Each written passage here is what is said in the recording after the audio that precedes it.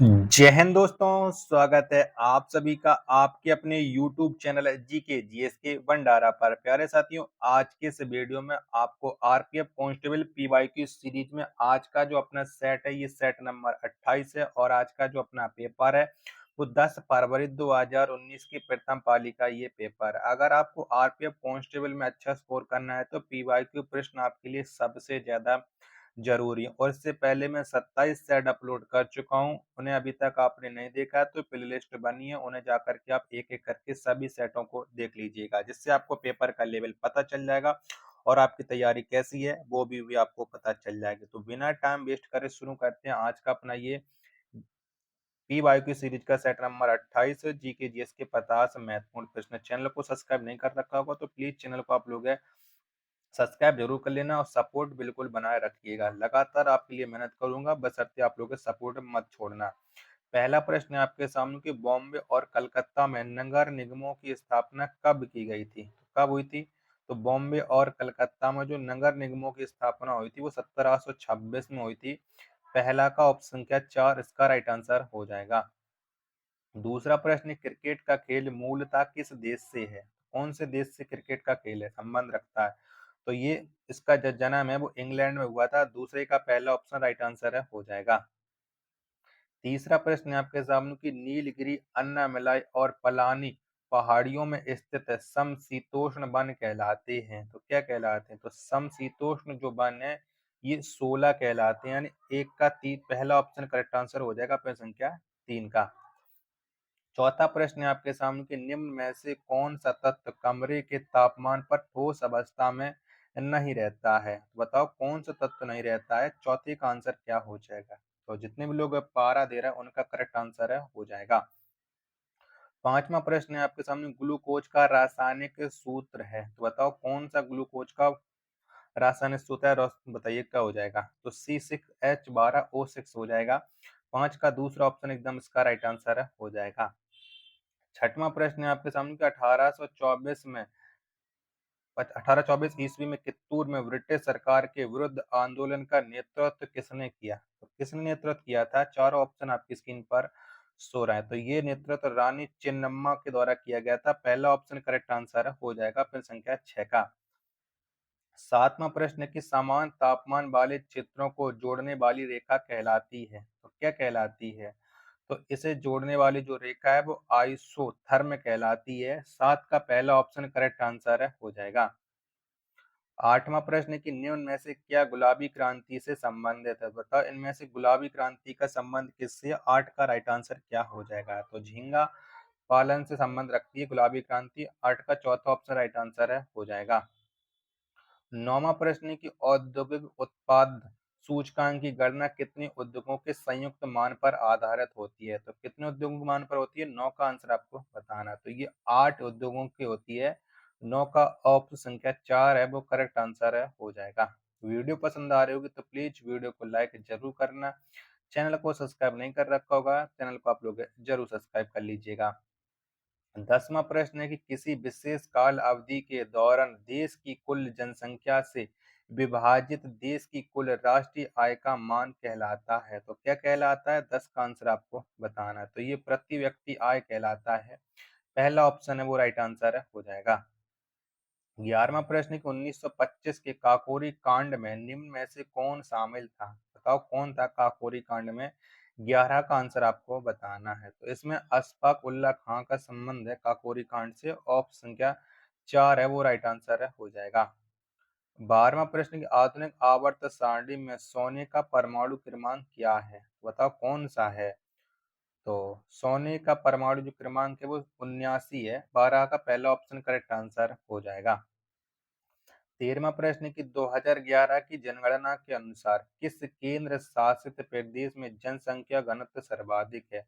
बताओ जनसंख्या घनत्व कहाँ सबसे ज्यादा है? 13 का राइट आंसर है क्या हो जाएगा?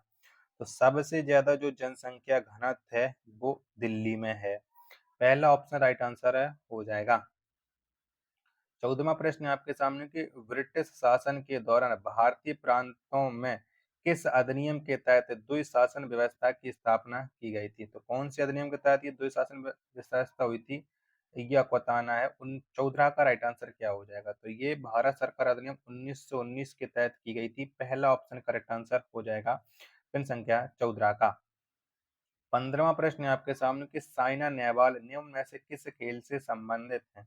बताओ कौन से खेल से साइना नेहवाल का संबंध है? तो इनका जो संबंध है वो बैडमिंटन से है। 15 का ऑप्शन संख्या 4 है वो राइट आंसर हो जाएगा। 16वां प्रश्न आ जाता है कि भारतीय संविधान के निम्न में से किस अनुच्छेद का संबंध उच्चतम न्यायालय की अनुसांगिक शक्तियों से संबंधित है? बताओ 16 का राइट आंसर क्या हो जाएगा? चारों ऑप्शन आपकी स्क्रीन पर हैं, सो रहे हैं। तो जितने भी लोग 16 का ऑप्शन संख्या 4 दे रहा है अनुच्छेद 140 है, बताने वाले सभी लोगों का करेक्ट आंसर है हो जाएगा। 17वां प्रश्न है आपके सामने कि आइसोहाइट किस विशेषताओं वाले क्षेत्र को दर्शाती है? बताओ कौन सी विशेषता वाले क्षेत्रों को दर्शाती है? 17 का आंसर आपको बताना है। तो ये समान मध्य वार्षिक वर्षा वाले क्षेत्रों को दर्शाती है।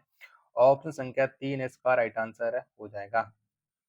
18वां प्रश्न आ जाता है कि किसी खेल या शारीरिक गतिविधियों में भाग लेने से पहले निम्न में से कौन सी क्रिया की जाती है? तो कौन सी क्रिया की जाती है? 18 का आंसर आपको बताना है। तो वार्म अप करना होता है।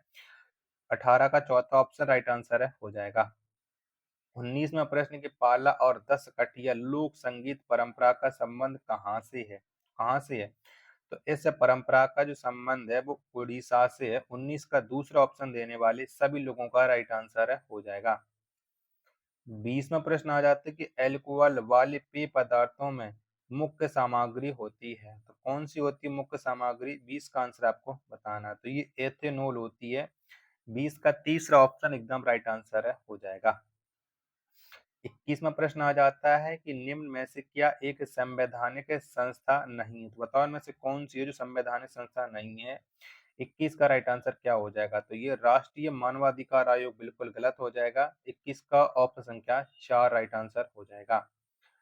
22वां प्रश्न है कि निम्न में से कौन सा तीस्ता नदी का स्रोत है? तो बताओ इनमें से कौन सा है जो तीस्ता नदी का स्रोत है? तो जेमू हिमनद है। 22 का दूसरा ऑप्शन देने वाले सभी लोगों का करेक्ट आंसर है हो जाएगा। आशा करता हूँ कि आपको ये वीडियो पसंद आ रही होगी। तो वीडियो को आप लोगों ने अपने दोस्तों के पास शेयर नहीं कर रखा होगा तो प्लीज आप लोग जरूर शेयर कर दीजिएगा। 23वां प्रश्न आ जाता है कि संसद के दोनों सदनों की संयुक्त बैठक की अध्यक्षता कौन करता है? तो कौन करता है? तो इसकी जो अध्यक्षता है वो लोकसभा का अध्यक्ष करता है। 23 का दूसरा ऑप्शन राइट आंसर है हो जाएगा। 24वां प्रश्न है आपके सामने कि लाइपेज का कार्य होता है। तो बताओ क्या कार्य होता है लाइपेज का? 24 का आंसर आपको बताना है। तो पायसीकृत वसा को खंडित करना ये लाइपेज का कार्य होता है। 24 का दूसरा ऑप्शन एकदम इसका राइट आंसर है हो जाएगा। 25वां प्रश्न आ जाता है कि निम्न में से क्या उष्णकटिबंधीय कठोर लकड़ी वाले वृक्ष का उदाहरण है? तो बताओ कौन सा है? 25 का राइट आंसर क्या हो जाएगा? तो महोगनी इसका राइट आंसर हो जाएगा। 25 का ऑप्शन संख्या 4। 26वां प्रश्न है कि निम्न में से कौन एशिया महाद्वीप को उत्तरी अमेरिका से अलग करता है? बताओ कौन करता है? तो एशिया महाद्वीप को उत्तरी अमेरिका से जो अलग करता है वो बेरिंग की जल संधि अलग करती है। पहला ऑप्शन करेक्ट आंसर है हो जाएगा। 27वां प्रश्न आ जाता है कि नागार्जुनी गुफा किस राज्य में स्थित है? बताओ कौन से राज्य में ये नागार्जुनी गुफा स्थित है? तो ये बिहार राज्य में। 27 का तीसरा ऑप्शन है वो करेक्ट आंसर है हो जाएगा। 28वां प्रश्न है कि सामान्य परिकुंचन दाब होता है। तो बताओ कितना होता है सामान्य परिकुंचन दाब? 28 का राइट आंसर क्या हो जाएगा? तो ये 120 mmHg होता है। यानी 28 का तीसरा ऑप्शन देने वाले सभी लोगों का ये राइट आंसर हो जाएगा। 29वां प्रश्न आ जाता है कि खान अब्दुल गफ्फार खान किस नाम से लोकप्रिय थे? तो बताओ कौन से नाम से जाना जाता था खान अब्दुल गफ्फार खान को? चारों ऑप्शन आपकी स्क्रीन पर शो रहा है। तो इन्हें सीमांत गांधी के नाम से जाना जाता था। पहला ऑप्शन है वो राइट आंसर है हो जाएगा। 30वां प्रश्न है कि सेंधा नमक का अपवर्तनांक होता है। बताओ कितना होता है? तो सेंधा नमक इसका जो अपवर्तनांक होता है वो 1.9 होता है। पहल तो 1.9 1.54 होता है सेंधा नमक का अपवर्तनांक। 30 का तीसरा ऑप्शन है वो राइट आंसर है हो जाएगा।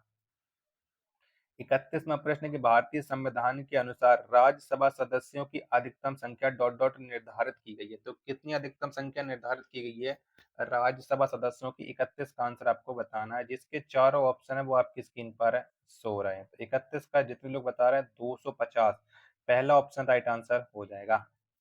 32वां प्रश्न आ जाता है कि अविनाशी राज्यों का अविनाशी संघ किस देश को कहा जाता है? तो ये कौन से देश को कहा जाता है? 32 का आंसर आपको बताना है। तो ये संयुक्त राज्य अमेरिका को कहा जाता है, चौथा ऑप्शन राइट आंसर हो जाएगा। 33वां प्रश्न है, किसका जन्म दिवस भारत में राष्ट्रीय खेल दिवस के रूप में मनाया जाता है? तो किसका जन्म दिवस मनाया जाता है? 33 का आंसर आपको बताना है। तो ये मेजर ध्यानचंद का मनाया जाता है 29 अगस्त को, पहला ऑप्शन करेक्ट आंसर हो जाएगा। 34वां प्रश्न है, कबड्डी की किसी टीम में स्थानापन्न खिलाड़ियों को छोड़कर कितने खिलाड़ी होते हैं? तो कितने खिलाड़ी होते हैं कबड्डी की टीम में? 34 का आंसर आपको बताना। तो इसमें टोटल 7 खिलाड़ी होते हैं, दूसरा ऑप्शन राइट आंसर हो जाएगा। आशा करता हूँ कि आपको ये वीडियो पसंद आ रही होगी, तो वीडियो को आप लोग लाइक करना, चैनल को सब्सक्राइब नहीं कर रखे होगे तो चैनल को आप लोग जरूर सब्सक्राइब कर लीजिएगा। 35वां प्रश्न है कि विद्युत चालकता की एसआई मात्रक है, बताओ कौन है? तो विद्युत चालकता की जो एसआई मात्रक है वो सीमेंस है, यानी 35 का दूसरा ऑप्शन है करेक्ट आंसर है हो जाएगा।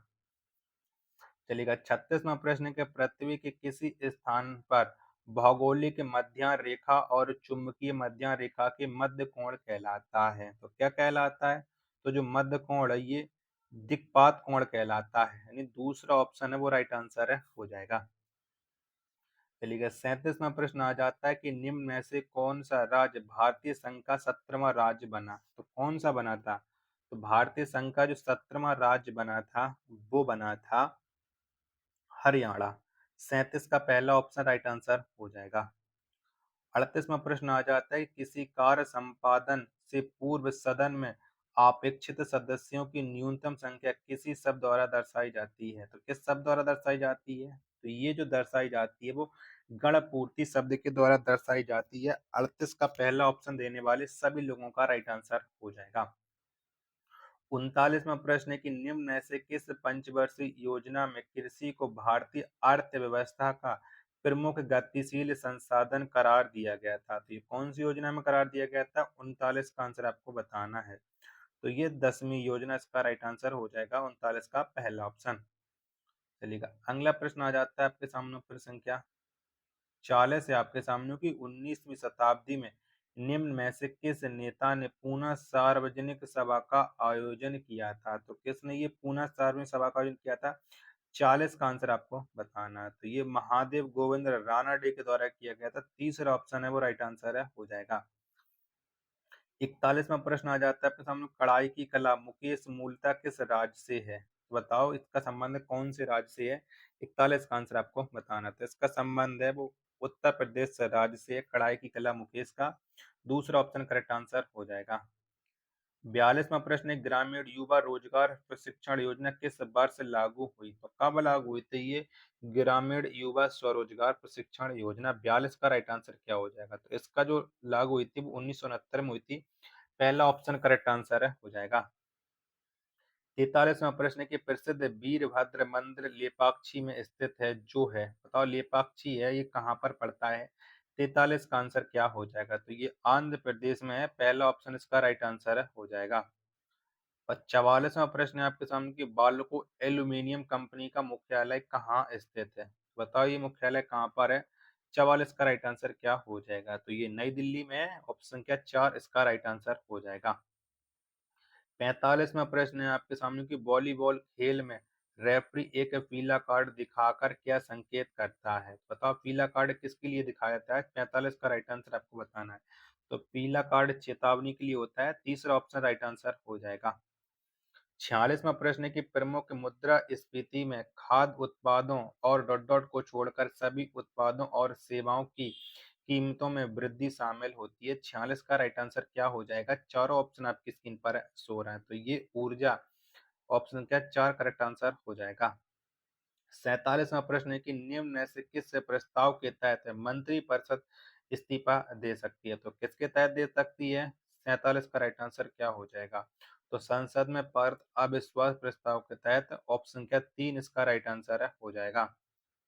चलिएगा 48वां प्रश्न है कि राष्ट्रीय जांच एजेंसी भारत के निम्न में से किस मंत्रालय के अंतर्गत कार्य करती है? तो ये कौन से मंत्रालय के अंतर्गत कार्य करती है? राष्ट्रीय जांच एजेंसी। 48 का राइट आंसर है क्या हो जाएगा? एक ऑप्शन ये रहा, बाकी के 3 ऑप्शन आपके ये रहे। तो ये गृह मंत्रालय के अंतर्गत कार्य करती है।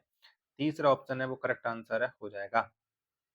49वां प्रश्न है 1907 में भारतीय राष्ट्रीय कांग्रेस का वार्षिक अधिवेशन कहाँ आयोजित हुआ? तो कहाँ पर आयोजित हुआ था? 49 का आंसर आपको बताना है। तो ये सूरत में हुआ था। 49 का चौथा ऑप्शन करेक्ट आंसर हो जाएगा। 50वां और अंतिम प्रश्न है कि निम्न में से कौन सा जल संसाधनों की कमी डॉट डॉट से संबंधित है? बताओ 50 का राइट आंसर क्या हो जाएगा? तो 50 का जितने लोग बता रहे हैं जलीय संकट, दूसरा ऑप्शन एकदम इसका राइट आंसर हो जाएगा। आशा करता हूँ कि आपको ये सेट नंबर 28 पसंद आया होगा, तो वीडियो को आप लोग लाइक कीजिएगा। चैनल को आप लोगों ने अभी तक सब्सक्राइब नहीं कर रखा होगा तो चैनल को आप लोग जरूर सब्सक्राइब कर लीजिएगा। मिलते हैं अपनी एक और नेक्स्ट वीडियो के साथ, तब तक के लिए धन्यवाद। जय हिंद, वंदे मातरम।